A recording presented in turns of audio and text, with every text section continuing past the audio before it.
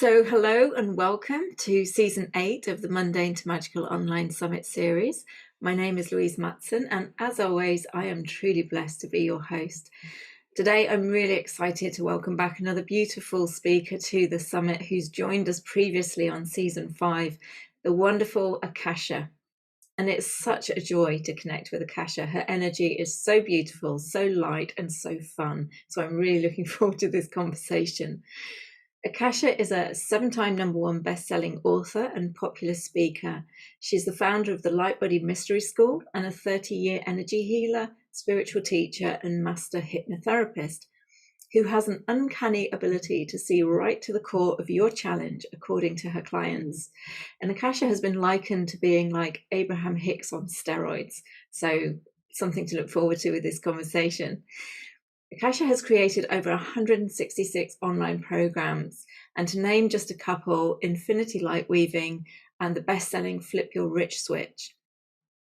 Akasha combines decades of studying with master healers, shamans, indigenous healers, and mystery schools, with dozens of certifications in vibrational medicine to create practical and powerful soul purpose sessions and courses for healing, manifestation, and spiritual growth.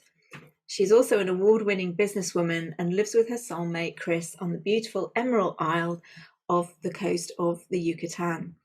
Now, the topic of our conversation today is the intuition playground, and I love this title. And again, this topic links in with Peter Tong's conversation a couple of nights ago regarding how we're all being called to drop into our hearts and connect with our intuition.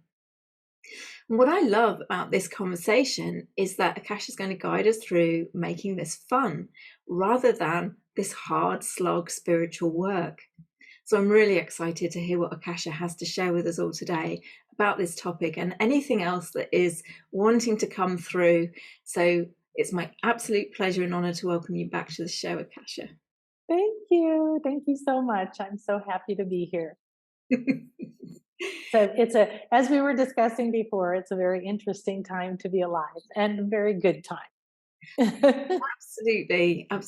And I know the energies can be quite chaotic and quite challenging, but like we were saying, everything is shifting so much quicker, so much faster. You know, what we were able to do in healing sessions, 10, 20 years ago is nothing compared to what's been happening in the healing and clearing sessions now.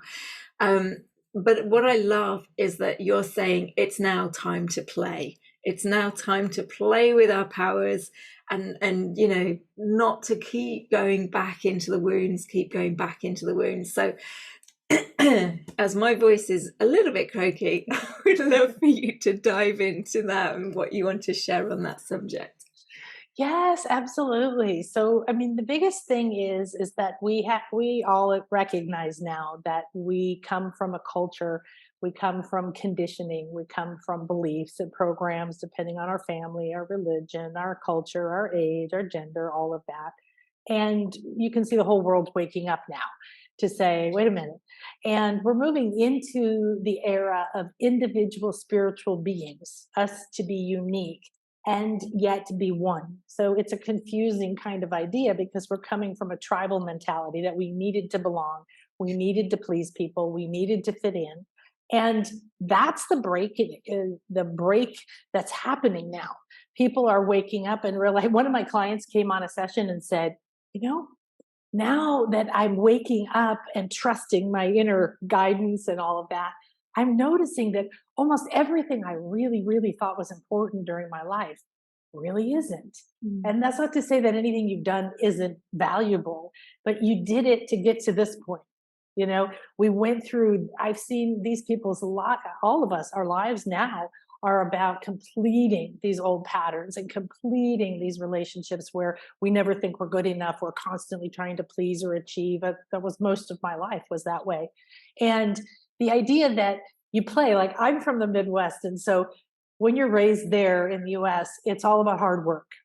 It's all about, you should be working hard, you should be suffering. And if you're too happy or too satisfied, you're kind of a lazy person. Obviously you're not working hard enough. So to get over that programming, right? To constantly not just try to please other people, but then stop trying to like achieve and then apply that to my spiritual growth. Like, I'm going to be the best at meditating. I'm going to be the best at this, right? And just kept happening. And I like to play. I like things to be fun. I was the one in my family, if there was stress, I was bouncing around. Look at this. Hey, trying to lighten the mood. And I've spent as much time as anyone constantly working on myself and helping clients in all different ways and helping people and teaching is, well, what's the block? What's the belief that's preventing you from speaking up, preventing you from asking for a raise at work, preventing you from believing you're good enough or whatever it is? And really what it's getting down to is in the olden days, 30 some years ago, we didn't have the internet, we didn't have books, we didn't have a lot of this stuff that you could find. And it really, compared to now, felt like we were stumbling around in the dark. We're like, new age, think positive. Does that really work? And I'm so glad we did it. But do you know how long it would take to actually, get a meditation practice to go, or people would have a profound healing, or you'd go to a shamanic experience, you'd have this profound experience, but then you'd go home and it would take time to slog through your dense life to sort of make a difference. So if you're feeling a little bit overwhelmed, chaotic, if you're getting sick and everybody around you is changing really fast, yes, it's a lot. But we're so blessed to be here right now. And I firmly see and believe and know from my clients that this particular manifestation of our soul, this life, is the pinnacle. It's like the capstone, is what I'm teaching in my class right now.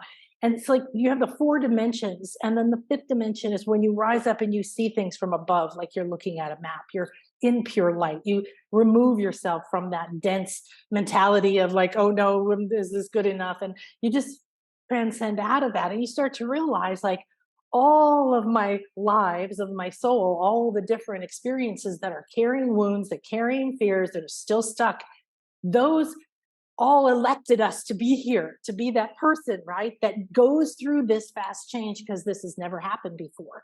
So now's an opportunity to say, oh, yay, another fear is coming up, right? Instead, yesterday in our class, one of the students came and she said, one thing that happens in this work is that you start to become aware of yourself. Like instead of just being 3 days later, you're like, oh, I've been in a funk, oh, I've been angry, oh, that person triggered me. You see right away, oh, look, there's that voice telling me, no, I shouldn't go to class. No, I shouldn't do my homework. No, I shouldn't do my meditation practice. I have to go do this for this person. I have to go for that. So she was noticing that come up in the last week a lot. But she was aware of it. And she was sitting at work. Class was starting because it's a Thursday. So she was at work. And she had made a commitment to herself. I'm going to class. I'm going to go to the closet, the broom closet. I'm going to go to class. And all the voices were inside. No, you shouldn't. Oh, you don't have to. Don't worry about it. And she's watching them. And then she noticed the reflection around her, people coming to her. Oh, you really need to do this. Don't take your break like you planned. And she said it was so hard. She finally just went, oh, and like almost threw herself out of the chair and ran down the hall and locked the door to the cupboard. And it was that hard. But that level of awareness is what we're all getting now. And so she said, but I thought I'd solved all those fears, right? I thought I'd dealt with that. So this is really important. If something comes back up, you just go, yay, I found more dirt in my house, right? I found more whatever I'm carrying around. Not, oh, I'm not good enough. Oh, I didn't do the right job. Oh, I haven't meditated long enough. Oh, I didn't, I need another teacher or whatever it is. That is very old. And the problem is that it's so ingrained that it's very hard for us to think differently. But if we start thinking differently, like, guess what? You're here and nobody else can feed back this information to the whole, to the Akasha, to the records, to God, to source, the way you're thinking, the way you're feeling. Yeah. Right. So if you don't be you in the moment and do it your way, then we're missing something. All of us, we don't have access to that. So what happens in the Intuition Awakening classes and the different things is that people are like, well, I'm not really as good as that person, because they see somebody else do a reading. And then they realize the person they think is amazing is thinking the same thing. I'm not good enough. And then it's like, oh, then we start talking about it. And then it becomes not your hidden shame, right? And then there's this idea of like, well, this is kind of fun not to be afraid that I'm going to suck or that I'm afraid I'm making a mistake, and then just trusting what comes through and getting the feedback for it. So the idea that you will run into your wounds, you will run into your fears, you will find your blocks. We don't have to hunt them down anymore.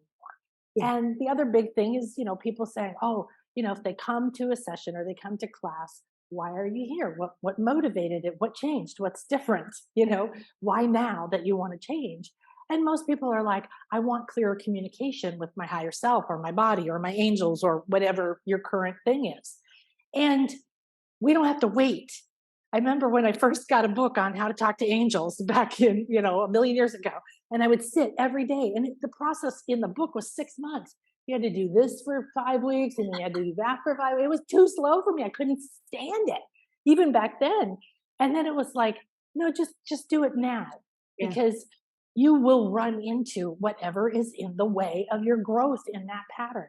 So if you follow what's fun, if you follow your way and you start to turn to your inner authority, your inner guidance, number one, you go through different things, the fears about, well, what if they were right, type of thing.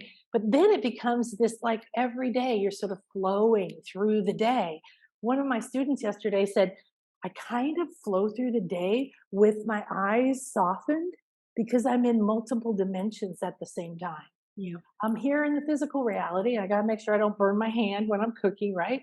But I'm also aware of these energies or these guides or these other parts of me, or I'm watching myself from above. We work a lot on like changing your perspective. If you're trying to read something, you just go above or go behind or go around it. And then you do run into the blocks. And those are the blocks that you need to address instead of waiting, because the mentality of, I'm not good enough, I have to be fixed. And then when I'm fixed and other people say I'm okay, that's essentially the underlying mindset that's programmed in, then you have a limited conscious awareness, right? It's like you're the point and everything else is there. So then your limited consciousness is trying to find more problems. And then you wonder why all you have is problems, or all you perceive are problems, right? Instead, if you're just like, woo, let's go do this today. And on the way, you run into 6 things that stop you. You're just like, oh, let's do this, let's do this, let's do this. We just had an eclipse.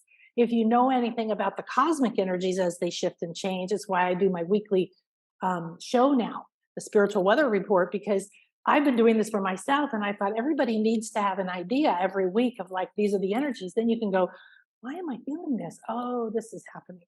Yeah. And I used up the energy. It was an epic eclipse for me. It hit my chart and la la la la, right? And I didn't know beforehand, but in July I decided to go visit my family, who I haven't seen in a few years. And right before I left, I was looking at my chart, and the eclipse is in the family house of family, and this is in the house of family, and that's in the house of family. So the intuitive guidance for me when to go was key, that I listened to every moment, because then I went all the way down to when to get on a plane. To be honest, I was like, and everything just flowed, and it was like amazing. And then I came home right before the eclipse, and I stayed home to integrate it all. So it was using the energy instead of sitting at home going, oh no, what's happening with that? Going out and following your intuition.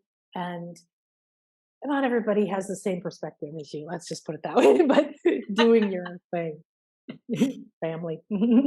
Yeah, no, absolutely. But it is about shifting your perspective and shifting your reframing things. Like, often people are saying to me, I want to connect with my intuition, or I connect with my intuition for other people, but struggle to connect with it for themselves. And they're like, I really struggle to kind of get the answers for myself. And one of the things that has been coming through to kind of guide people through, well, if that's the case, that, that's like a block within you, that, you can give all of this to other people, but you won't allow it to receive it for yourself.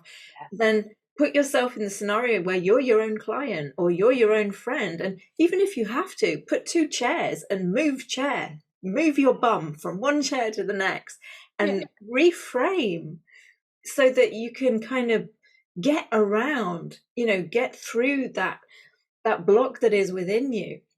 What would you say to people who are in that situation? They can connect in with their intuition for other people, they get messages, they get whatever, but they struggle with the things for themselves. Yeah, that's a perfect topic too, because that came up yesterday. I went on my trip, so my class got 10 days off. So we had a long catch up of what happened. So in Intuition Awakening, which they had to take first, it's activation practice and practice and practice. Practice reading yourself and reading each other, but they like reading each other better.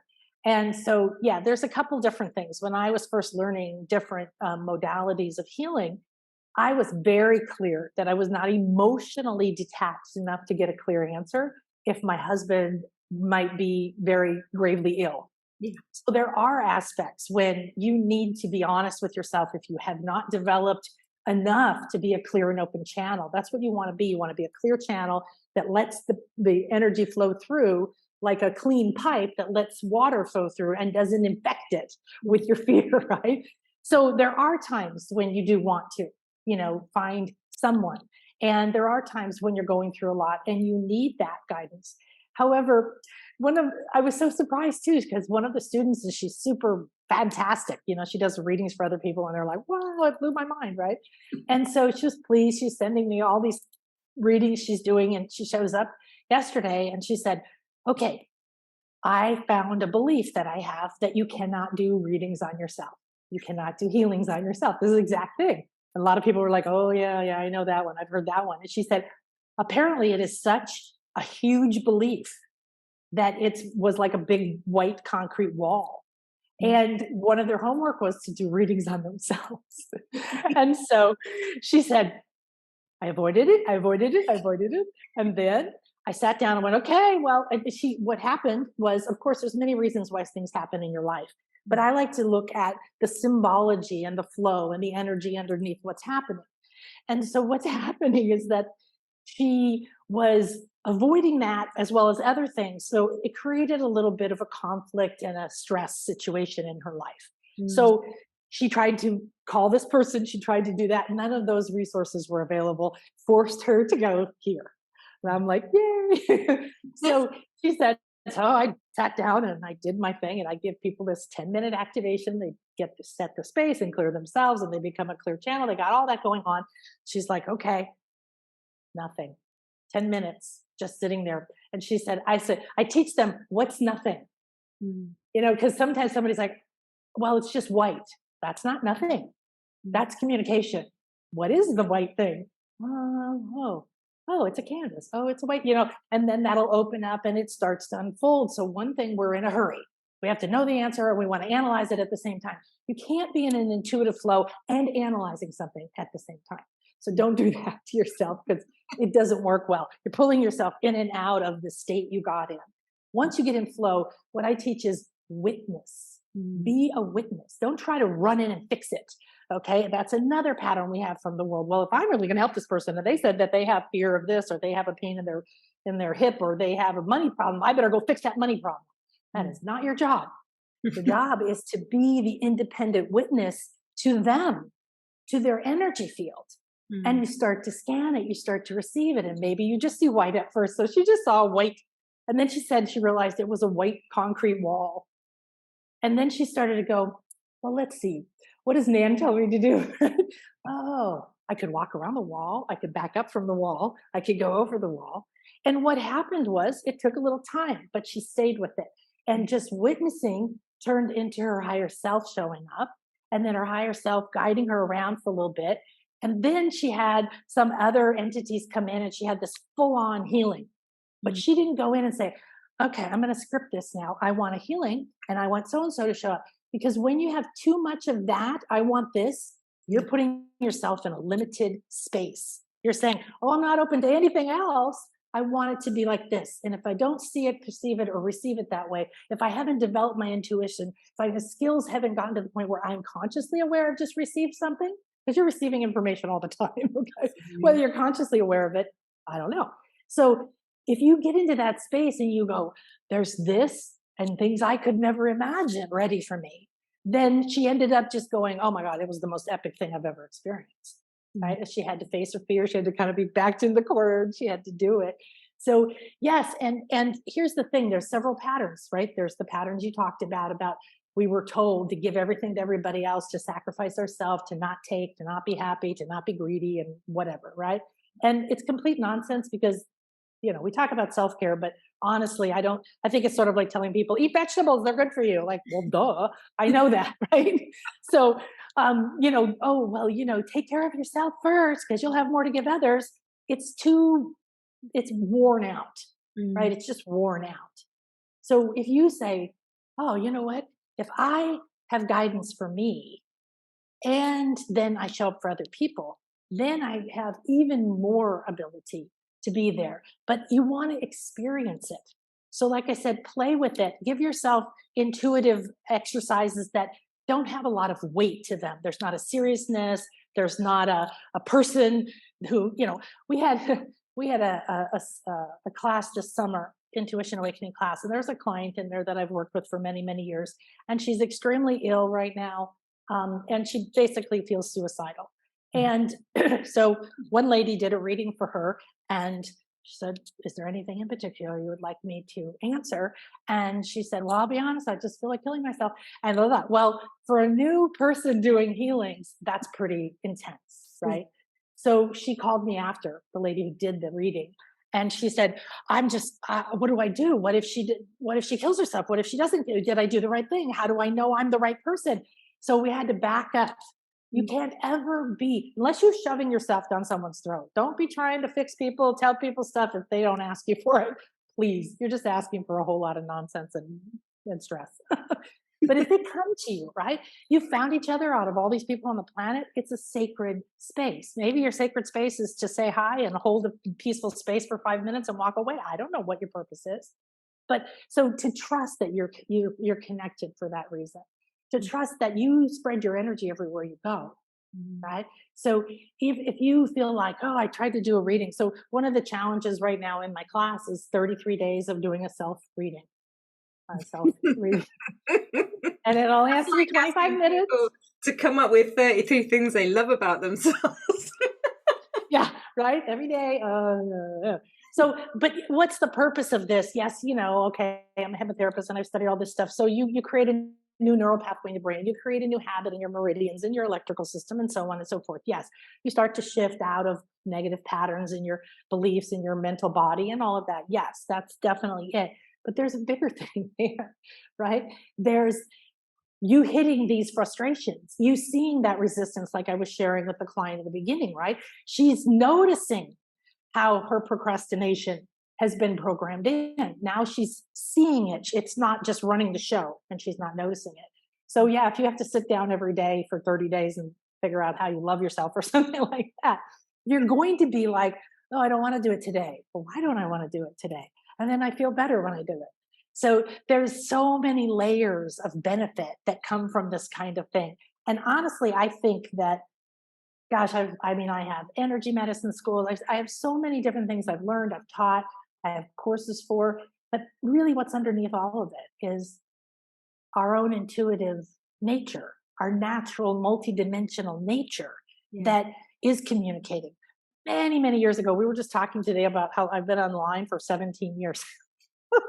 And how different it was back then. And it was like I did a course called Everything Has a Voice.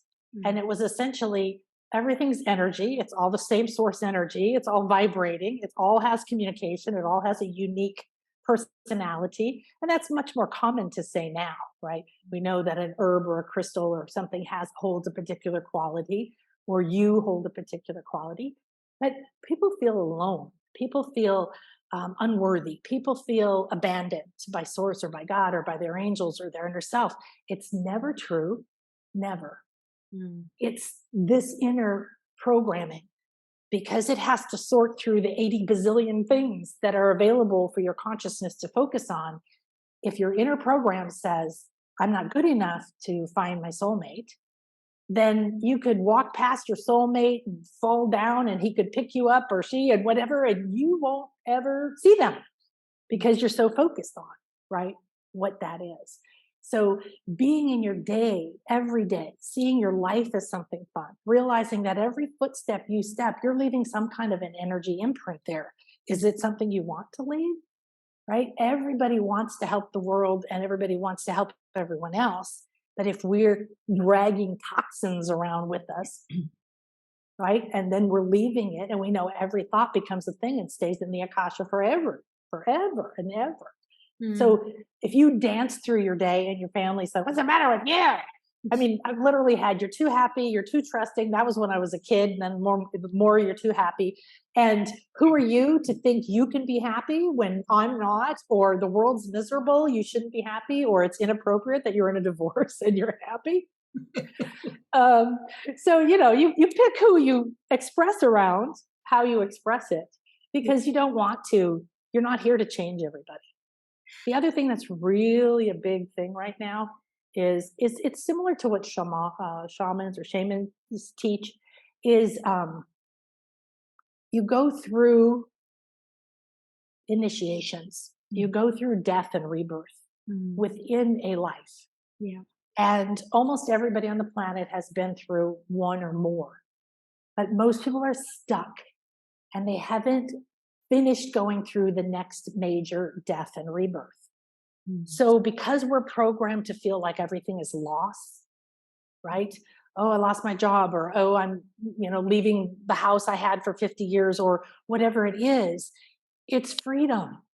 Yeah. It's freedom to disconnect from who you were. You had that experience. Believe me, it's still there. You want to go visit it? No problem. However, who are you here to become, and how is that going to be different in your day? And then who are you going to meet, and what are you going to notice, and what opportunities are going to fall in your lap?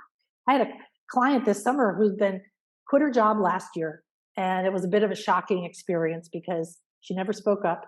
She had awards. She'd been there like 18 years. It was all this like, I'm really highly revered, but she would never speak up. She would stand in the back. As she started speaking up, they didn't like it. And she finally went in one day and said, "I have the most brilliant idea." She told it to them, and then they asked her to please leave. So it'd be very easy to paint yourself a victim. Yeah. Right? It'd be very easy to go, "See, I spoke up and it went badly and I'm never doing that again," or "They took this away from me." But she had come along in her own self-awareness enough to be able to say, "I'm scared as shit, but I know this is for good." Yeah. And I don't know, 6, 8 months later, she still hadn't found a job, and she got invited to go to some luncheon, like a business conference luncheon or something, just to take the place of her friend who couldn't go. And don't you know, she sat next to a lady who had a job for her that she'd never even heard of. Right. So Yeah, no, absolutely. Absolutely. And yeah, I mean, obviously I've gone through many death and rebirth experiences in my life, and it is the rug is pulled out from underneath you, but it's like just allowing yourself to be open to what's on the other side of that. I really strongly know that everything happens for a reason, and everything happens for your greatest and highest good, even if it doesn't look or feel that way at the time in how it's showing up. But it's like, again, it's allowing that perspective to shift, allowing that reframing to go, well, that's interesting. Okay, what's on the other side of this? And yeah, I mean, I can attest to that. I stayed quiet in my relationship for 10 years. The minute I started speaking my truth was the minute it ended. I lost my home, I lost my relationship, I lost, everything. But I didn't. I gained my freedom. I gained a whole new set of experiences and opportunities, and I gained the ability to be my true authentic self. Because I'm in a space now. I have 2 puppies. They don't care what I say or what I do. I'm in a space now where I can be me, and it's wonderful. One of the things that I want to come back to is that you're saying, like, play with this in each moment every day. It's not something that you kind of have to see as work. And one of the things that I love to do, I mean, I live my life like this 24/7 pretty much, but one of the things that I loved to do when I was starting off was go for a conscious walk. Mm. which is like not having an agenda, because your ego will, even if you think it doesn't. It has to be a circular walk. We can't possibly go back the Has to same be way. productive. Yeah, Has exactly. to be, I did nothing productive today. That's not possible. But that would be what my family would say. You did nothing productive today. Yeah. But it's like, you just literally, wherever you come to a junction or wherever you come to a split or a fork or a few options, just drop into your heart and go which way feels like the right way. And just then go for it. It doesn't matter. It doesn't matter how long the walk is. It doesn't matter where you end up. It doesn't matter whether you go and you come back exactly the same way. And it's the most amazing experience when you start to find that where that ego is kind of like creeping in, going, oh, you should go a bit further. Or, you should do a circular walk, not just go back the way you've come. It's really hilarious. And I love that, because being in that state of being able to laugh at yourself Yes. whilst that voice is coming up is such a joyous, wonderful experience. So It's so empowering because we've, at first we kind of, I think, thought of it as emotions, right? Like my emotions just take over. That's how I always felt. Like just something happened and then and I was just this little boat on the ocean getting buffeted about. And so it was one of the first things that I learned was, how do you master your emotions? How do you not let them just carry you off and tell you what this means and what to feel, and then go find the pattern in the brain and then say, this is what it means. Yeah, exactly. And now we know that we have states of consciousness. We have states of, if you know the scale of consciousness or the emotional scale, sometimes it's called, you can see, oh, I'm down here in guilt, feeling like a victim, and I'm trying to be up here in joy. No wonder I can't find the door to that. It's like being in a dark basement energetically, So yeah, I used to call it going for a date with your higher self. And I started doing it when my kids were little, because I was with babies all the time. And then my husband would come home and I would say, here's, I had twins. Here you go. And I'd leave the house and I would go to the grocery store, and then I would go to Kmart, and then I would go to an all night restaurant. And I would just do whatever I could. At first, it was more like, I just don't want to go home. I want human contact. But then it became more like, oh, I wonder what I feel like doing, And if I was called to do something, I'm like, why? Or drive this neighborhood. And then I went to London. I used to live in London, but I went back to London for some business. And some friends of mine came down from Manchester. And we walked out of our London hotel and we looked at each other and we were like, what do you want to do? And they're totally on board. I met them when I was in my first trip to Egypt. So we were totally in the right place together. And we're just like, okay. And so it's like an intuitive walk or a conscious walk. And we'd be like, this direction. And we would walk. And that direction we would walk. And we got to a tube station, an underground station. And we went in and we were, okay, we need to go to this underground station. We got there and it was closed. And there was a little official man there telling people, go take that bus and go over there, how to reroute. And so instead of looking, because I wasn't with people who would be like, that was stupid. You took us here and we weren't supposed to be here. They were like, okay. And we just stood there. And we, each of us just felt into the space and watched people come and go. And all of a sudden, my one friend, Natasha, she beelines for the little guy in the official cap. Okay. And it turned out he was Egyptian. Okay. But he was like some kind of Middle Eastern. So he's like, and English though. And so, but she beelines up to him and she looks at him and she goes, who are you? Now, I don't know about you, but most muggles would be like, and he turns and he's got all these people asking him questions. He turns, he looks at her, and then he switches. You could see him switch into a different mindset. And he goes, yes. And he says, just a minute. And we talked to him for 10 minutes about ancient Egypt. I was this person, you were that person. It was just like absolutely mind blowing. And then he said, you guys need to go to this place and that place. So off we walked. So it wasn't go there because the station was open. That's the problem with your goal and your ego and your conscious mind and your agenda is, well, this wasn't worthwhile. Instead of the way I live now is there was some stuff that happened around the trip or during the trip. And I was like, I started getting in my head. And then I stood up and I went, wait a minute, I live in magic.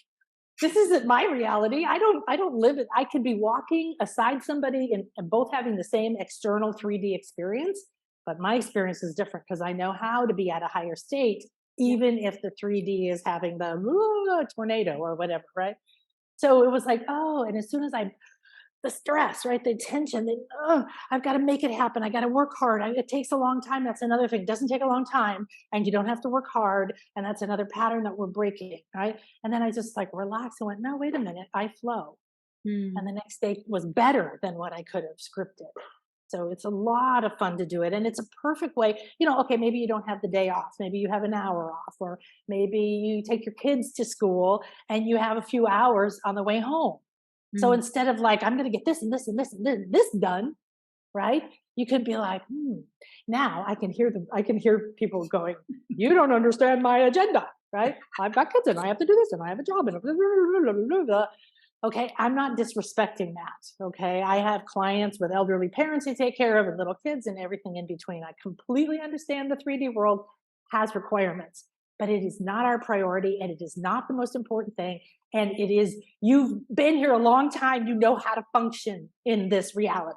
You can trust it. You can be like, okay, that'll get done, or ask that it gets done.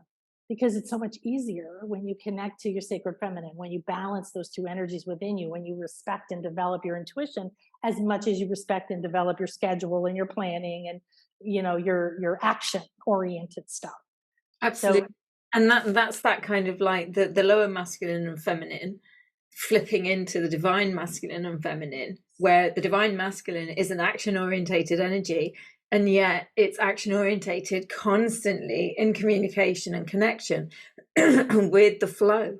Yes, and so exactly. You get everything done. And what I find amazing about it, when you really do allow yourself to kind of really immerse yourself in this state of being, is you get everything that you had to do done. Yes. It may not get done in the way that you thought it had to get done, or the order you thought it had to get done, but it does. And time stretches. Yes. It's an incredible, I mean, the whole kind of linear time thing is an illusion anyway, but your experience completely stretches, and we really step into that multidimensionality of existence. Exactly. And we kind of take off those shackles of all the 3D limits that kind of keep us in that straight. They're showing me a canal. The lower masculine is like straight lines. I've got to get from A to B, and I've got to get it this way. Yeah. But it's like you step out of that, and you find that time just does what you need it to do. Exactly. It will either speed up or it will stretch, but it enables you to get everything done. But yeah, that's beautiful. Asking for this gets done in, alignment with everything that I need to do or whatever. Well, imagine if you had your to-do list and it's, I got to do these groceries and I have to do this interview and I have to whatever, right? And then you put on there also, I want magical encounters and fun experiences, and I want to feel happy and fulfilled, and I don't want stress in my, shoulders. So you pick some other thing you want, and don't say I don't want the stress, but you know what I mean? Yeah. And you put that on there as well, instead of saying there's no time. Yeah. There's no time.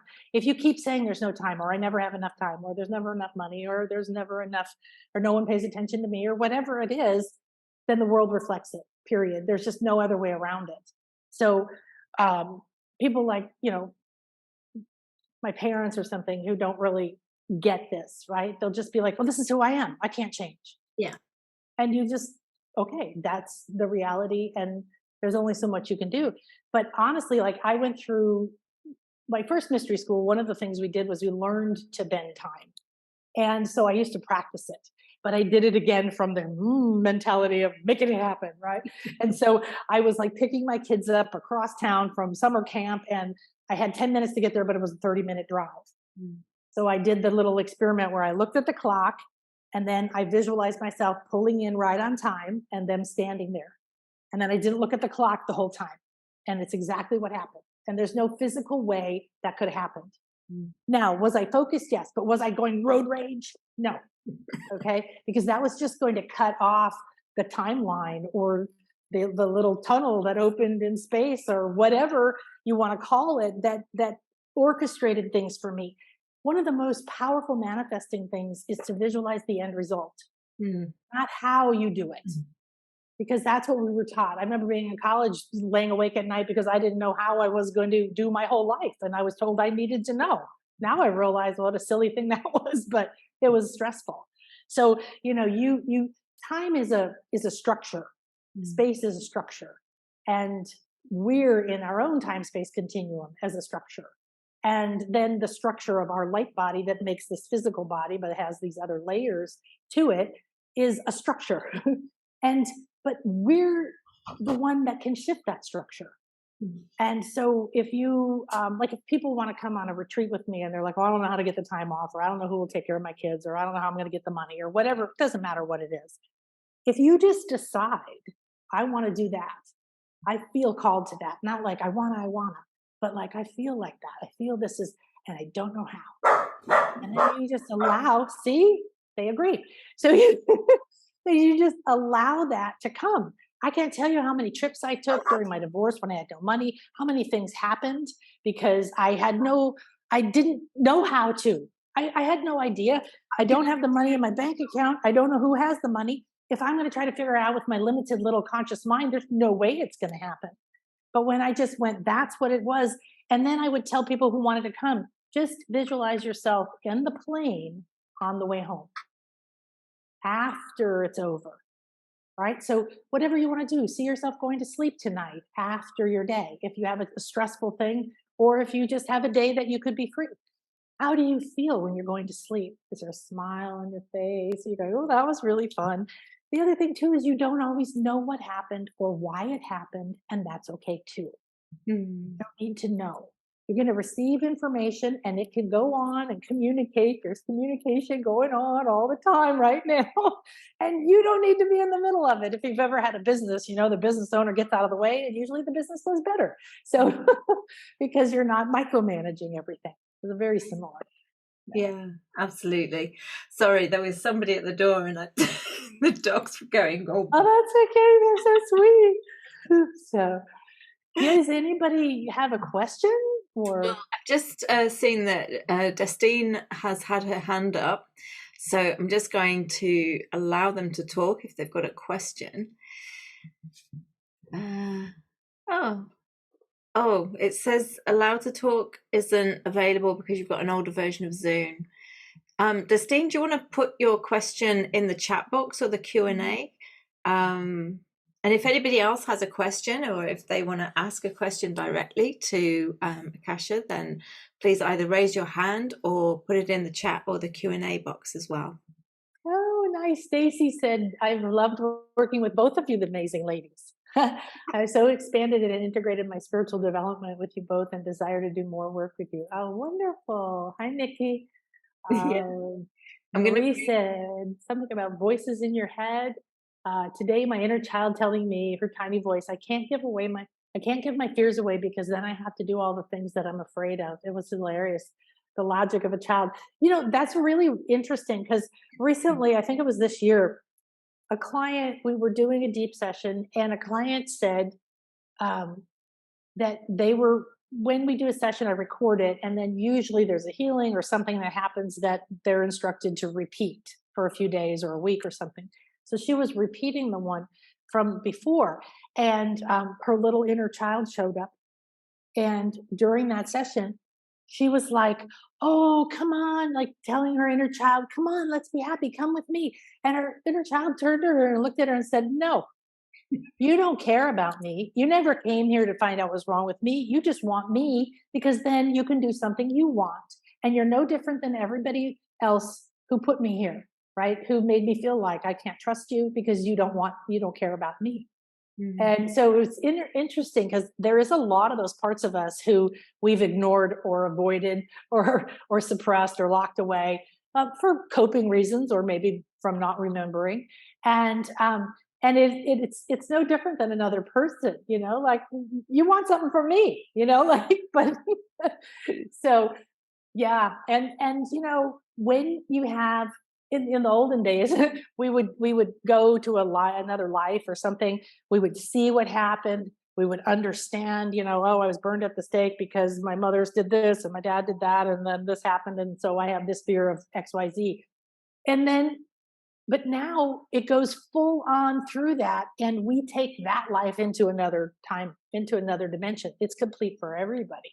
Mm. And so whatever that, those parts of you that are holding back, whatever parts that are saying, I don't want to do the things I'm afraid of, Mm. it can be released, and then you're both free. And then there's so much more expansion of who you are. And there are parts of your soul that aren't locked into lives that they, had a pain that they're afraid to free themselves from.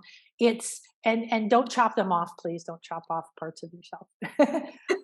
It's you go in and you say, hey, let's get back together, and then you find the freedom for that timeline, and Mm. the freedom for your timeline, and the caring that you have for yourself. You can pretend, like you said in the beginning, maybe it's somebody else, and you don't have to be like, I can't do that for myself. So Mm. There's a few questions. Destina's actually written her question. She was wondering if you can see what's going on with her to help her feel calm and at peace. It's on her right side specifically. Lots of fear and overwhelm, and wondering why. okay. She senses something acting out and creating discord, not of me.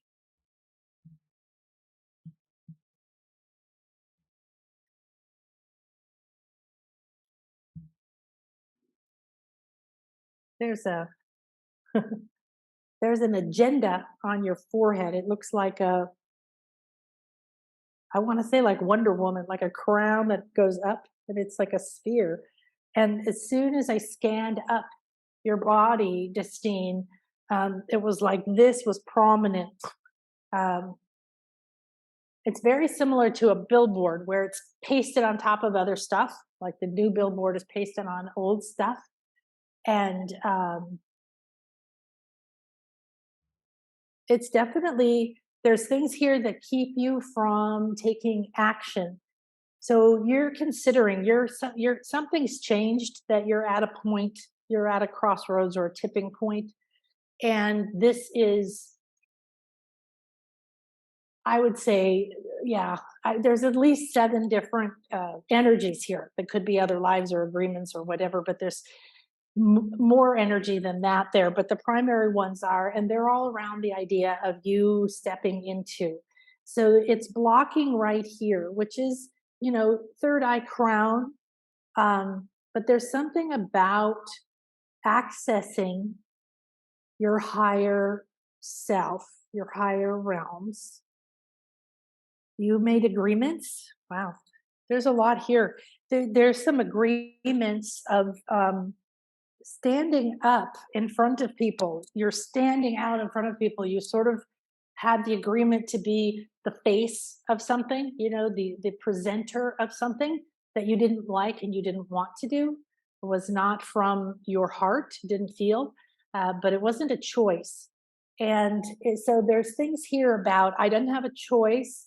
Um, if I'm seen, I have to do and say things I don't believe in. There's also something, the discord you're feeling is coming from this higher heart throat area, almost like, well, I want to say blood. Like if you had a cut here, and it would just sort of like slowly be coming down here. And you actually have an inner, one of the very core things here is wrapped around something about death, but it's not a death like someone's going to kill me. It's a death of your truth, of your voice, almost like a cut on the side of the throat that slowly bleeds, but energetically is draining. Remember, your throat chakra is a communication center. It's not just voice. It has things coming in and out from all over, and a lot of it gets shut down. So there's something here where you're getting ready to rise, allow that energy to connect into your body from above, and you're going to be taking that off. The clarity you get is going to be a little bit shocking, almost like seeing in a bright sun coming in a dark room and suddenly shocking you. And you have some, it to me, it looks like an incision right here along the top, and it's where this thing is sitting. So it's not healing it. It's not even like a bandage. It's just blocking it. It's a facade. So you have a lot of facades that are breaking down. There's some old energies that are very definitely ingrained in some fears of what will happen if you reach out, of what will happen if you have the flow of your above and below, and you re-access this communication to speak your truth. So there's a lot of new power available to you, and we have the eclipse that's just happened, but we have Mars going retrograde right now. So this is aggravating. It only happens every couple of years, and Mars, we think of it as a warlike thing, but this is masculine energy. This is divine masculine energy that holds space of protective for whatever that divine intuitive feminine wants to create, and it holds a space and it helps create. And there's the masculine on the planet that has gotten out of balance. So those are the core energies under this. The most important thing for you is to keep taking very gentle steps forward in whatever you're doing. And it's interesting because the right side has this wounds, so to speak, and the blocks and the fears, and some of the images and visuals are coming back. And the left side of you is just white. It's not like glowing white, but it's just sort of like a blank whiteboard. So you want to access that sacred feminine. You want to access that intuitive much more, dropping into that. And part of that is the fear that you have some talents. This is what we're seeing a lot of people. You have some very profound psychic talents that were misused by others. And this whole idea that you were sort of forced to be the facade for things that used your abilities. And so this is you reaccessing them and being willing to take action. So you're in a very, very big shift. The November 8th eclipse is going to be, we're between the two, it's going to be a portal for you. It looks, I don't want to scare you.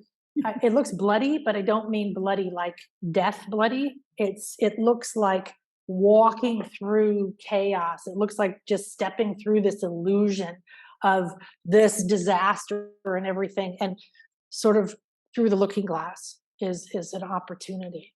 So let me know how that feels, if that resonates. Yeah, she says, yeah, exactly right. Yeah, and yes, it is. So she's been giving you confirmation the whole way through. So yeah, that's brilliant. So thank you.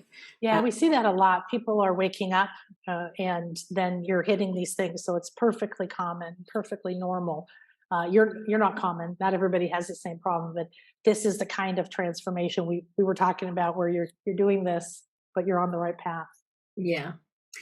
Joy has said, Akasha, you're such a wonderful, powerful channel. How do I trust my inner knowing again after some trauma I just stopped? And that again is a common thing. You know, we trust and then something happens and then we shut down or we stop. So for Joy, how can she trust her inner knowing again after this trauma?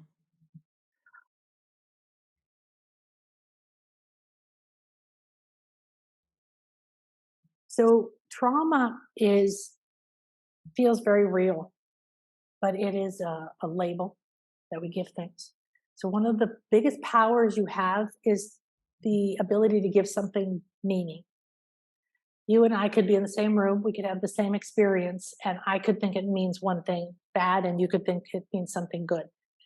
That's where your power lies. So first of all, you didn't do it wrong. You didn't get betrayed. You didn't screw it up. You didn't analyze it in the wrong way. You're in the middle of a shift, and this is what you're doing, right?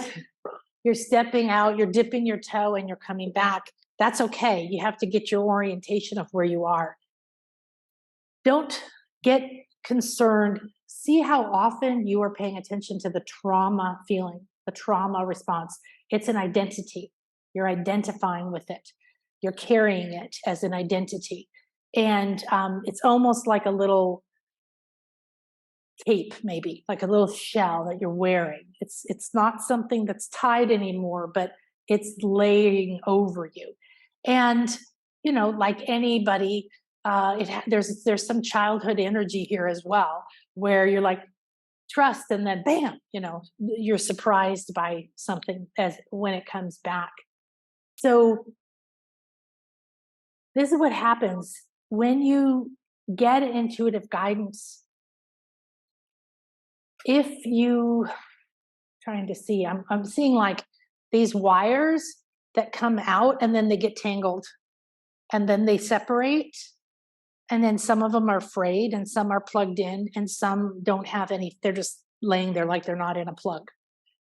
So you're reconnecting, and some of the old, we don't just want to get communication. We want to unravel or rewire, right? Some of these patterns, these paths, these responses to our intuition. So the first thing is to bring an electrician in. Call in some cosmic guide. Just ask for what is optimal for your highest good at this time.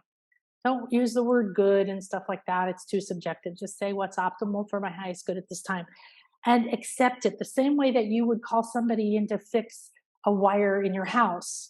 This light doesn't go on anymore. And I'm hearing for 3 days, sit with that and let that energy come to do the repairs, to do the upgrade, to take out the old wires. All right. While you're just receiving, just sit with it, because you have a lot of other channels. We have 360 senses. My sense is more, but that we haven't even begun to realize that we have access to. So the same way that if your electricity was out over here, and they might come and do a bypass over here, so you have electricity in the kitchen but not the rest of the house. I want you to have that idea. It isn't about your trauma. It isn't about who or what happened or whether you did the right thing or trusted somebody. It's not about any of that. So the story that you're in over here, like a cloud, is like with your head in a cloud. So instead, just treat it like a simple thing, like, oh, okay, that wiring doesn't work anymore. It doesn't. There's more energy, higher frequencies on this planet that have almost ever been here. We're almost reaching the point when Atlantis or Lemuria, where some of these advanced civilizations during their enlightened time had reached a level of consciousness. That imprint is still here. And then we went, ooh, and now we're coming back. So it's time for you to have an upgrade. Whatever was coming through you or to you was a step in the right direction with the wrong wiring, with a car that didn't have its fine tuning, its tune up. All right. Separate from the emotion around it. Pay attention to any part of you that is saying, I'm afraid, or it's me, or I did it wrong, or any of that. Just like you would with a little kid. Say, oh, you know what? We'll come back to that. Let's leave the toys on the balcony. Let's go in and have some snacks, or something like that. Try that for 3 days. See if you can just witness. Do whatever you do. Breathe, do your breath work, do your meditation work. Just ask to activate your light body at optimal speed for me at this time. Just do that and then sit quietly and just say, oh, okay, this is no different. I've put in the order through my intuitive network, through my higher self that knows what's best for me. I don't have to be the one figuring it out. And they're sending a team over. And then let them in and notice anything. When I say see or listen, I don't care if you see images or not, if you hear words or not. It's very difficult to describe intuitive, the way people perceive it. Because people say, oh, I saw this, but I didn't see a picture. I saw, but I knew I saw it. That's fine. But that's what I want you to do, because you have a lot of very well defined intuitive. I'm seeing them coming up out of your crown like this, like in many directions, like many different channels. Those came with you. Those are already there, but you haven't used them. You haven't had in this life a conscious connection. So you're switching networks. You're switching your internet to high-speed internet. And that's all you need to worry about right now. That's all you should think about. Peace, watching, and letting the support come, letting the experts do what they're there. You're not here alone. You don't need to do it all yourself. Okay. Excellent. I'm going to allow Bobby to talk. Bobby's had their hand up. So let's see if Bobby, can you unmute yourself? Hi, how are you? Good morning. Hi. Good morning from Washington State. Okay, so my question is, you really perked my interest when you were talking about how you have some of your students do the 30-day self-reading. What does that look like? How would one begin that project? I'm going to call that a project. I teach this in my Intuition Awakening. Right now, Okay. what I'm doing is a certification class for people who've taken or want to take Intuition Awakening, but Intuition Awakening is available, or any, whatever you feel called to, if there's another Okay. teacher where you feel really called to.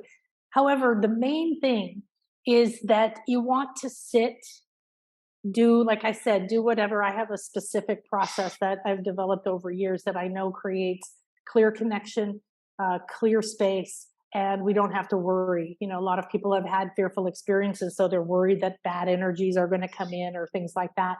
And so create that sacred space for you, whatever that is, chanting or listening to music, or do your candle or your breathing. But what we do is we do our activation and we come into sacred space. We create, we have I call it a temple, a light structure that we rise into. And our goal is to get to the 5th dimension. And you can hold that, all of you can hold that intent. You may not get there, it doesn't matter, okay? The intent is that in the 5th dimension, it's pure light and you can see everything. And so it's very similar to the first 4 dimensions being like the base of a pyramid. If you see yourself sitting in that, might be a good way to do it. And then you allow your consciousness to rise up to that point above you, the capstone.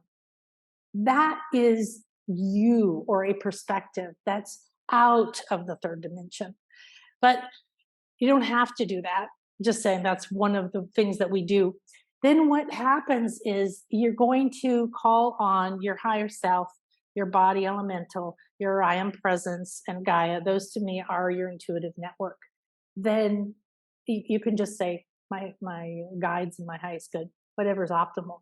And your intention is that you want to scan yourself. I call it a scan because energetically, when you're standing here witnessing, like if I'm doing a scan for Louise, I would be internally looking at her, scanning her field. And then the easiest thing to do is just start below the feet. Your energy field goes out a mile, and just sort of scan anything you notice. Just if you feel foot, you just feel the word foot, or you see a big heavy block right here. Just start describing it. Now, if you're alone and you can record it, it's very powerful, because if you can turn on the recording and then you can just say, I see a big block on my hip. It looks black. It's got square edges, or I see this behind my shoulders or whatever. If you don't see anything, that's okay too. So you're just being a witness. You're not trying to fix anything or analyze anything. And just give yourself at least 10 minutes to be in that space. So we do about 10 minutes to prepare ourselves in space. And then for their homework to do this, I'm only requiring 10 minutes. If they want to do longer, they can. And then about 5 minutes to come back in and take notes. Now, if you can record it, or if you have somebody that you trust to stand there and write down what you say, then it's very powerful, because you can be fully present in the process. The most important thing is your focus is inward and you're watching. Like you're waiting for a pin to drop. You don't know where that information is going to come from, what it's going to look like. And this is how you start to open your senses, because you're receiving light language, you're receiving all kinds of information, but it's not a language that you usually talk in. And then when you're done, you want to bathe yourself in gratitude, give great thanks. You can ask a few questions. You can go in and ask a question, although I like best possible advice for me at this time, because it leaves it open for things to come through. If you're aligned with what's optimal for your highest good, you will always know that what comes through, even if it doesn't make any sense whatsoever to you at the time, that it does make sense. And then be filled with gratitude and recognize and acknowledge that you have just received a huge amount of guidance and healing and who knows what, even if you don't know what it is. And then close the session. If you do it every day or for a week or every other day, or just do consistently at all, you're going to notice a difference very quickly. So if you do a course or I have a meditation called something about awakening your 360 senses or something like that. So if you repeated that every day, you would have a different experience every day. And then you would leave that experience a different person. So we're never coming back to the same thing. We're spiraling up. We leave on the hero's journey. We come back at a higher level. So you come back frustrated because you didn't see anything, damn it, and you wanted an answer. What a waste of time that was. Well, then you accept that. You want to look at the scale of consciousness. It's free in my shop. You want to look at it and you realize, oh, acceptance is where I get my power back. It's where I transcend all this. It's where I harmonize with solutions. It's where my emotional body lets go. So if I just accept that I'm frustrated, or I accept that I'm afraid, or I accept that I don't like what I just heard, then it can pass through you. You don't hold on to it. And then it moves into something else, like the client I was talking about earlier, who sat there looking at a blank wall for 10 minutes and then finally realized, oh, it's a blank wall. Maybe I could walk around it. Maybe I could do this. And then at the end, you can ask some questions like, what are the best next steps? What are the healing energies that are optimal for me to integrate what I've just received, whether I know what it is or not? And you might see a symbol, you might get a name. It doesn't matter. You might just feel happiness in your hips or something. I don't know. But it's all communication. The more you give it time, you let it be seen, you're letting yourself see yourself. Okay, just remember that. How much do we want to be seen? How much do we want to be understood? How much do we want to be seen for who we truly are? We're starting to see who we are ourselves, and it's super powerful. So go with the ups and downs. One day it's going to feel epic, and then don't go chasing that epic experience either. I know Louise probably has done that. I know I spent much of my life going, I want to have that epic experience I had in the King's Chamber when we had 200 people meditating. You know, you can't have that every day. So, but you can be distracted by craving it. You know, craving is a state of addiction or desire where we're stuck, disappointed, and needing, and I need this and I need that. So you don't need it. You're just sitting there, and you're going to be in a receiving space, and you become an excellent receiver. And that is becoming more attuned with your feminine. Your feminine is receptive. The feminine has to receive, and then it creates. So you receive the guidance, whatever it is. And if you do it as a practice, you're going to be amazed. Like, you know, oh, today I got guidance really quickly. Or, yeah, I have several clients, unfortunately, women who have husbands who are very negative against intuition and spiritual work, and absolutely won't pay for it, absolutely forbid it, all the way to that point. And one lady was secretly doing work with me, and her husband got really upset, took away all of her credit cards, wouldn't let her do anything. And then she called me one day and she said, I can't not do it. I feel so good. I get up early, I go in the closet, I do whatever I have to do, and I feel great. So guess what happens? She didn't go tell her husband off. She didn't go tell anybody, I want this. This is me. I need to stick up for myself. She did her inner work. It shifted her inner vibration. She realized, this feels great. This is important for me. I'm not going to abandon it. And guess what? Her husband just walked up to her one day and said, I don't know what you're doing, honey, but I love who you are right now. Here's a credit card. Do whatever you need to do. Oh, that's amazing. Yeah. So I'm not saying, you don't want to be attached to an outcome of changing anyone outside of you. But when you do this inner work and you just say, oh yeah, this feels good, that you do have to get through the doubts and the parts of you that say it's not good, or somebody else, or it's a waste of my time, or everybody else is more important, and everybody has those. So don't worry about it. And afterwards, when you take your notes, note visually, like I felt this, or I saw pink, or this warmth was in my back, or I felt surrounded with love, or, or specifics, whatever specifics you are. But you would be shocked, because people come to the Intuition Awakening class who say, I'm really not good at this at all. And within 2 or 3 sessions, they're just, they're like, okay, they're doing a reading for somebody else in the class. We're all watching. And then they're like, they don't want to hear what that person have to say. And then the other person's like, oh my gosh, I have that crystal on my desk. I'm this, and that happened yesterday, and I'm this, and the affirmation. And I remember this one lady who was literally like this, looking up at the camera, and she just went, because we don't have that feedback, So if you keep your little journal, even if you don't have someone else to validate it for you, you can go back. Because even with astrology, even with a lot of these wonderful energies, we don't know how they're going to unfold. We just know they're here, right? Oh, my fear is coming up, or my doubt's coming up, or my desire to become this is coming up.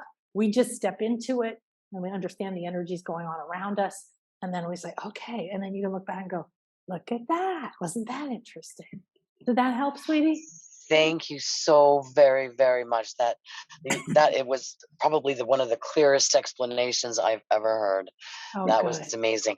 Plus, it is a pleasure to meet you. I do get an email from you almost every day, and I did not know who you were, but I do now, and I will be signing up for one of your classes. Thank you so very, very much. Oh, And absolutely, thank you, Louise. Thank you. Thanks for coming on. Okay, I'm just aware of the time.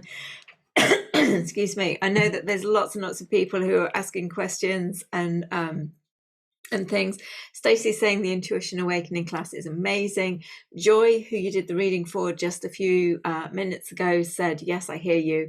Stop the story. Thank you for my heart and soul. This is liberating, and I'll do all that you said. I'm switching from Soul Sisters. Bless you. There's a lot of people saying about physical ailments, physical sensitivities. One person is noticing an increase in mucus, as am I. And basically asking, is there any way to tell what's going on in the body that wants to release this much mucus? And the other question was, are the pains and sensitivities just physical problems, or do they have an energetic connection? My personal response is everything is energy. Everything has an energetic connection. Nothing's just anything. We're not just anything. But it's complex too, right? There's you literally have the soul is like a big thing, right? And it has a lot of experiences, and it has a lot of history, memories, wounds, and so some irrelevant to who you were being this life, some relevant. Then you come in with those energies, and you have your blueprint, so to speak, that you want, your potential for this life. And then you move through and you attract more drama or more abuse, and all these different things happen. So everything is communication. However, you can get obsessed with what does it mean? What does it mean? What does it mean? Instead of just saying, oh, I hear you. So again, if you've been around, a homeless puppy or a little child or any person who has that, timidness, if you realize that this part of you is speaking and it just wants to be recognized, it wants to be seen. The power of witnessing something for you and someone else. I realized when I first started doing hypnosis, I went through 5 years of hypnosis training, and I was like, well, why? There was no healing. Nobody was doing energy healing and past life, this and that. It was just this woman's rape, when she was raped, came up during the hypnosis, and I'm watching the mentor. And then she has this profound healing just from realizing what happened. And then I took it to the next level and so on. So there's the recognition, the being seen, the not hiding it, not feeling ashamed of it, all of that stuff coming up. So your body's talking to you all the time. However, I've had allergies my whole life. I couldn't even breathe through my nose until I was 12. So you can't just say all mucus means this. All right. And as a homeopathic doctor, you definitely, we're trained to look deeper and deeper. I don't say everybody gets one remedy because you all have a fear of spiders. It just doesn't work that way. Some things do. So it's speaking to you. We're going through a massive up level. There's light body sickness, I call it ascension sickness. Some people call it. Yesterday in class, we did this initiation that just decided to intuitively come through. That had nothing to do with what I had planned for class. So that's part of teaching intuition. And it was epic. And everybody was like, oh my God. And 3 of us were nauseated. And 2 of us had motion sickness as a child and as an adult, but the other person didn't. So what did that mean? Well, I can tell you that when I first started doing Melchizedek method, light body work, mystery school work, it took everything I had learned to a new level so fast. I was sick as a dog for 3 months. I did level 1, 2, and 3 in 3 months. And I was walking around like, oh, my head hurt. It felt like my whole scalp was being pulled open because your brain literally changes its structure. So everything that's happening right now, people don't even have to be in a school to be experiencing these things. So some of what you're experiencing is that you are raising your vibration so quickly without fine tuning it. It's like going to the gym and then lifting a 10-10 weight versus lifting a 10-10 weight when you've been laying on the couch for 5 years. Okay. So think about this. This is like going to the gym. You're trusting your intuition. You're listening more. You're noticing this. You're feeling stronger. Earlier this year, I did a chakra class, but it was called Upgrade because what I was told was, great, you're learning all this stuff, but have you gone in and up, like with the house? Have you brought the house up to code? Do you have high-speed internet here? Are your chakras and your other meridians and your other structures in your light body tuned to receive all this information? So sometimes the mucus is that. Sometimes I'll tell you what, it's a little bit like, thank God nobody's in the room, because before I record something or before I do a live class, I'm like toning and doing all this. And I'm like half of a tissue box down. Like, what is that? Well, my throat chakra is like, okay, great. We're going to speak about this. Let's get all the shit out. And sometimes I don't even know where it came from. So I've been looking into the meaning behind or the energy behind congestion, inflammation, and infection. All right. So for me, 3 years ago, about 3.5 years ago, I was extremely ill. I couldn't swallow food. I had all of this going on.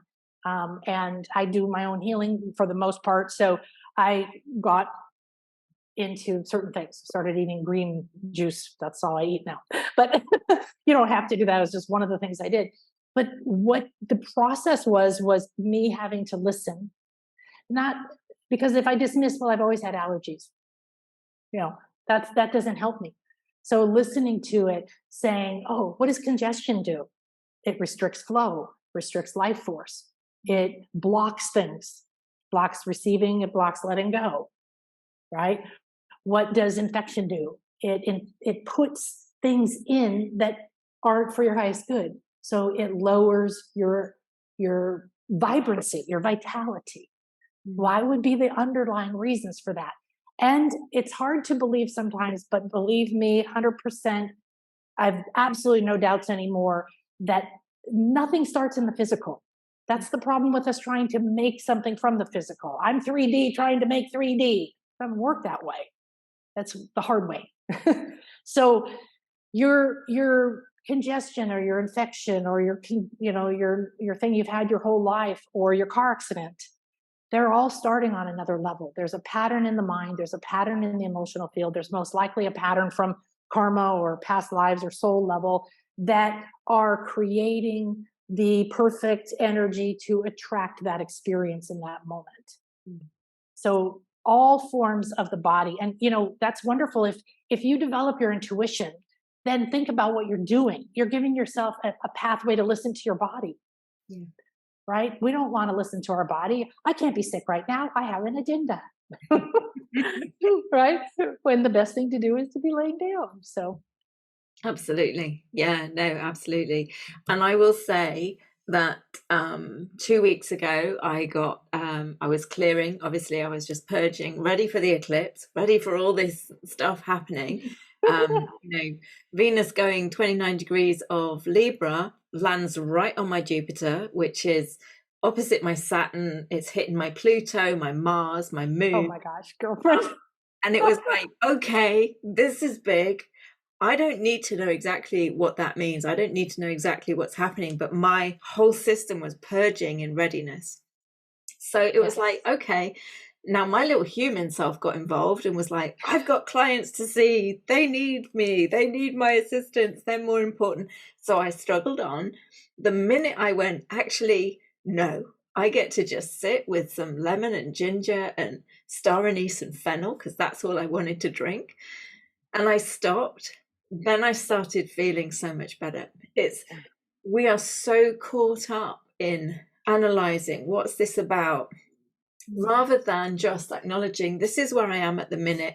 What am I being guided to do? What do I feel I need to do? And allowing that, never mind the agenda, never mind the boss or the client and the criticism, right? You're going to get people look at you and not think that's okay. You're taking care of yourself, and you're just going to have to get to be where you're okay with that. When Venus went into 29 degrees of Libra, I felt fantastic. That was the first day that I just went, whoosh, okay, loads of energy. We're off. And that was about a week ago, right? Yeah, absolutely. Yeah. So, it's allowing ourselves to, again, connect with our intuition in a playful way and just check in with ourselves and check in what we're being called to do. Now, I am aware of the time, so I can't take any more of your questions. Thank you so much for everybody who did write your questions. I wish we had more time to go through them, but Akasha is offering a special offer and a free gift. So I think it's perfect segue into you speaking to your special offer, which is enter your Akashic records for answers. There's two options, a 30-minute session and a 60-minute session. So do you want to speak a little bit more to what people can expect from that? Yes. So, what's funny is my spiritual name is Akasha, and I was traveling the world with spiritual groups for years, and I didn't know what it was. And people were telling me, you have a spiritual name, and I'm like, yeah, I know, but I'm totally blocked because part of me thought that was being kind of vain or something, And then when I finally got it was when I separated from my husband, came through. And then I started to use it, but I really never talked about the Akashic records in that way, because to me, it just is. It's not something separate. The Akash is everything. It's dark matter, I guess, as the science would say now. It's everything between everything, and it's imprints. So I'm accessing all of these things. And you know this too, Lou. When you're doing this, you're trying to figure out what people hear, right? What's the word? Like, I didn't really use the word intuition before either, right? But I didn't want to say psychic and freak people out. So there's this little game you play. And so it's so interesting because this year the Akashic records kept coming. And I'm like, well, I already go into the Akashic records and I do soul readings and I do this and that. Well, in the intuition class this summer, we did one of the classes it's all about practice, but then something channeled through something new. So we did this sacred geometrical thing where we entered the Akashic records and it just exploded. People were just like, wow. And that's when people started saying, can you do a certification? So that's what we're in the middle of now. So the session is 30 or 60 minutes. It's recorded. It's online like this. And I record it for you. And you can come with any question, or you don't have to have a question. And I do the same thing. I create the sacred space and I connect to what's for your highest good. And then we go see who shows up, what comes through. The thing about it is this is the session I'm teaching my students to do. And so it's really aligned to whatever is optimal for you, but it's very practical. So I'm scanning your energy field, and I've had so much training over the years and I've had so much practice. That's the great thing doing this as a business.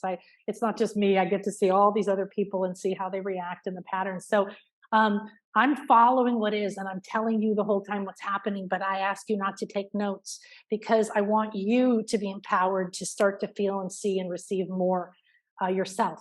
So you're going to be in a relaxed state with your senses. I'm going to tell you what I receive. And then at the end or during it, if you want to, you can say, oh, I'm seeing this or I'm feeling that. And we're going like this together through it. I'm usually there. A lot of my students and clients will say, oh, I saw that right before you said that. Right before you entered, you said there was a door, I saw a door or whatever. So we're there together. But I don't want you to be dependent on me. I'm happy to have you come play with me for a long time. But what I really want is for you to leave with both current release. So there's energy healing that's happening. Every modality, everything that I do is happening, even though it's, let's ask your Akashic Records for what it is. So it's not a consult like a lot of people offer Akashic Records. It's a deep energy healing. It's talking with your source, and it's looking at what's on the plate. I say, a lot of times, again, we have the agenda. I want this.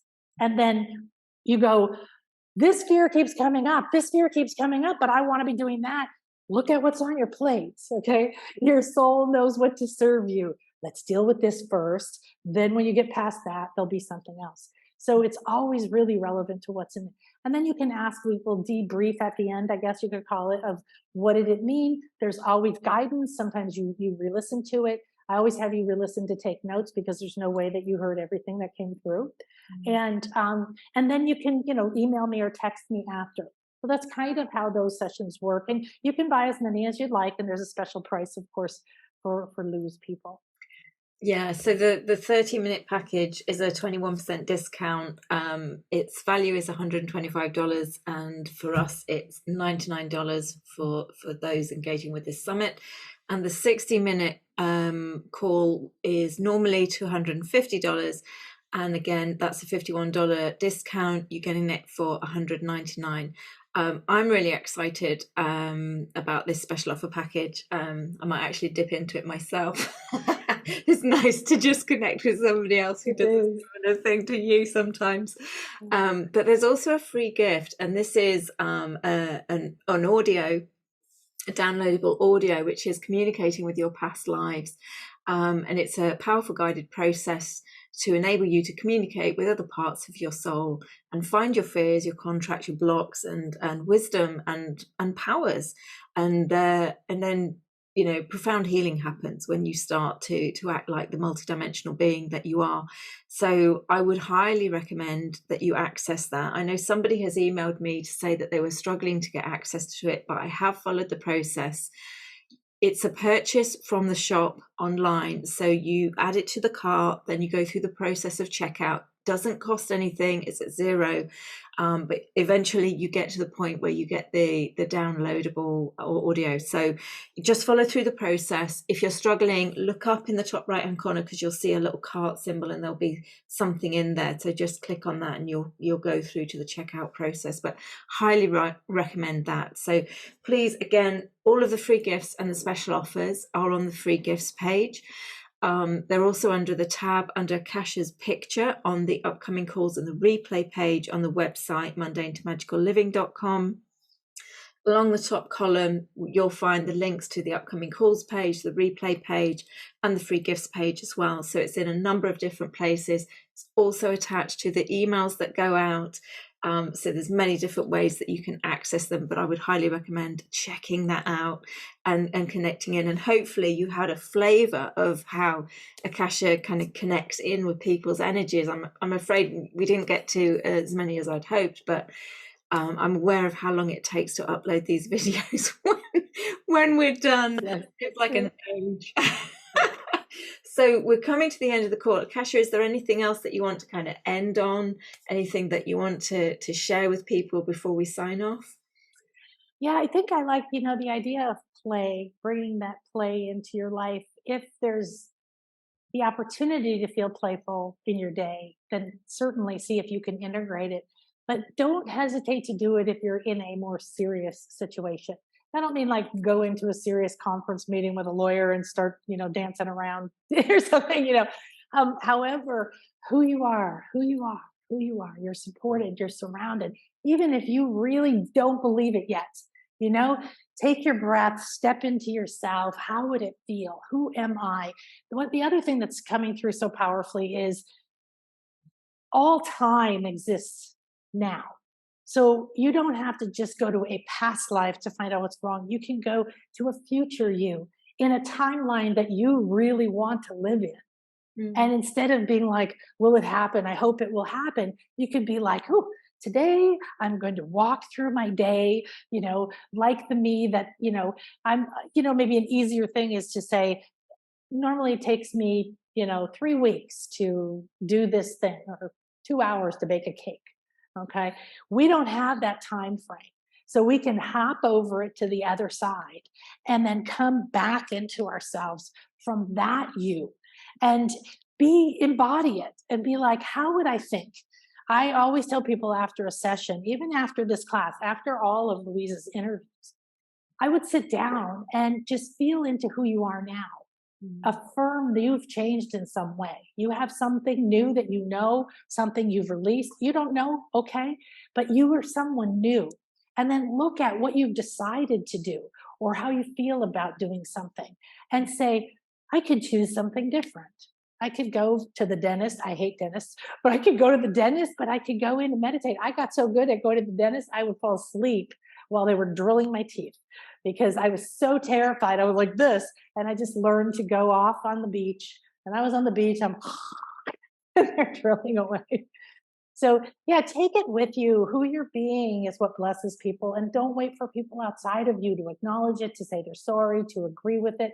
You can love people, but they don't have to understand your deeper inner you.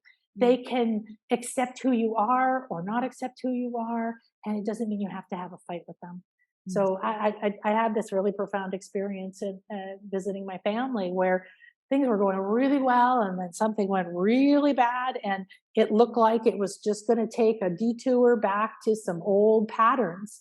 And I was like, that's interesting. And I never got emotional. I never got like, ooh, poor me. But I was watching that and I could see the timeline where I lived that.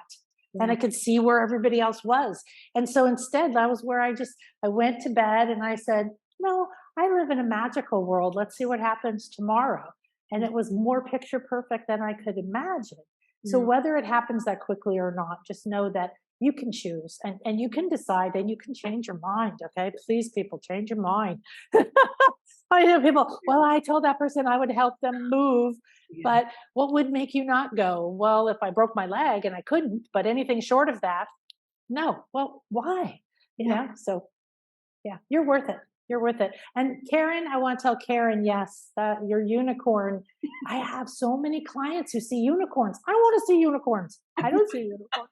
I see a lot of other stuff, and I love unicorns. But I had a businessman, super serious businessman, who was coming to me for a while, and he said, okay, I have to tell you what happened today in my cubicle. There's a unicorn sitting on my desk. I mean, seriously, a real one. Is this real? Yeah. So how to communicate with it? You know, there's tools and techniques to communicate with animals, in body, nature spirits, angels. And if there's one that works for you, it's great. But I want to kind of let the cat out of the bag. It's all intuition. You have an intuitive network. It's already built in. You're just like a seed. You're just like a nut. The minute you get the right environment, that part of you knows what to turn into. You don't have to figure it out. So the more your intuitive senses awaken, you pay attention to them, you practice with them, and you start to trust them, the more everything, communicating with unicorns or whatever, will be a lot of fun and add to your life. And be careful who you tell. You don't have to tell everybody. Yeah. Right? You know, we used to think, I have to tell the truth. I have to tell everybody what I'm experiencing. And, you know, just get through that new rebirth. And you don't feel like you have to tell anybody anything. You don't have to convince them how great this is or tell them this will heal you when they don't want what you have to heal them.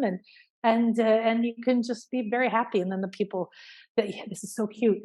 3 or 4 of my students are already getting paid for sessions, and we're only halfway through the certification class. And one was like, is it okay that I go, yes. Do you know how in the past, how hard it was for me to get my students to charge money? And one lady said, well, you know, I've been holding back and playing small. And I finally just put out on Facebook, and she got 4 people who signed up immediately. And she's like, I don't understand, but they don't know. And then I didn't know how to tell them what I do. And we haven't gotten to that point where I'm telling them how to explain what they do, right? So I said, this is the perfect feedback for you. They're going to come to you because of who you are. They're not going to come to you. Yes, maybe. Oh, I have this doctorate. Okay. That might be one of the reasons they come to you. They come to you. Everything comes to you because of who you are. who you are, and you're friggin' magnificent. That is a perfect place to end on. You are friggin' magnificent. Absolutely. And it is time for us to stand in our magnificence and to really allow ourselves to connect with that light and to shine, shine, shine, shine. Even if you're just shining in your own self and in your own life, it's impacting everywhere that you go. So, you know, we are literally the walking permission slips for everybody else. Oh, I love it. Yes. So what a beautiful place to end on. And I am going to have to end it now. I know I could talk to you all night. I have to leave my rental. I just noticed they're texting me, are you leaving now? I rented a place for 2 hours to do this. So interview. Oh, thank you so much, Akasha, for joining us again. It's an absolute joy, an absolute pleasure. I really love your energy, and you bring that magnificence. So it's just pervasive. It's infectious. So let everybody just allow yourself to absorb that, because it's you. You're absorbing an aspect of your own self. Thank you so much, everybody, for joining us live. Thank you to people who are joining us on the live stream. I managed to live stream. That's wonderful.